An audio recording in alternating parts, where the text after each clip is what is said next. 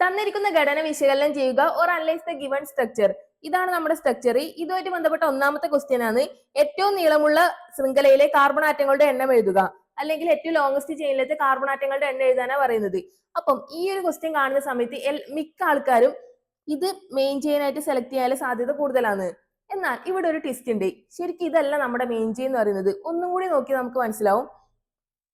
ഇതാണ് നമ്മുടെ main chain. ഇവിടെ 4 കാർബൺ ആറ്റല്ലേ കിട്ടിയേ. ഇനി നമ്മൾ ഇതൊന്ന് തിരിച്ച് താഴേന്ന് എടുത്തു നോക്കിയെന്നെങ്കിലോ, ഇങ്ങനെയാണ് ഈ സ്ട്രക്ചർ വരുന്നതെങ്കിൽ 1 2 3 4 5 5 കാർബൺ ആറ്റം കിട്ടും. അപ്പൊ ഏതാണ് ഇതിലത്തെ ലോങ്സ്റ്റ് ചെയിൻ? ഇതാണ് ഇതിലത്തെ ലോങ്സ്റ്റ് ചെയിൻ. ബാക്കി ഇതിനോട് അറ്റാച്ച് ചെയ്ത് ഈ കാർബണോയിട്ട് അറ്റാച്ച് ചെയ്ത് ഈ 2 മീഥൈൽ ഗ്രൂപ്പ് എന്താണ്? ഇതിന്റെ ബ്രാഞ്ച് ആണ്. അങ്ങനെയാണെങ്കിൽ ഒന്നാമത്തെ ക്വസ്റ്റ്യൻ എന്താണ്? ഏറ്റവും നീളമുള്ള ശൃംഖലയിലെ കാർബൺ ആറ്റങ്ങളുടെ എണ്ണം എഴുതുക. ഏറ്റവും ശൃംഖലയിലത്തെ കാർബൺ ആറ്റങ്ങളുടെ എണ്ണം 1 2 3 4 5. So answer 5. നെക്സ്റ്റ്, മീഥൈൽ ഗ്രൂപ്പുകൾ ബന്ധിപ്പിച്ചിരിക്കുന്ന കാർബൺ ആറ്റത്തിന്റെ സ്ഥാനം ഏതാണ്? ഇത് ഉദ്ദേശിക്കുന്നത് ഒന്നുമില്ല, മീഥൈൽ ഗ്രൂപ്പ് അറ്റാച്ച് ചെയ്ത കാർബൺ ആറ്റത്തിന്റെ പൊസിഷൻ നമ്പർ എത്രയാണെന്ന് ചോദിക്കുന്നത്.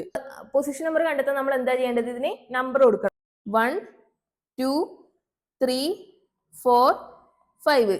ഓക്കെ, സോ നമ്മൾ ഈ ഒരു ഡയറക്ഷനിൽ നമ്പർ ചെയ്യുന്ന സമയത്ത് ഈ മീഥൈൽ ഗ്രൂപ്പ് അറ്റാച്ച് ചെയ്ത കാർബൺ കിട്ടുന്ന നമ്പർ 3 ആണ്.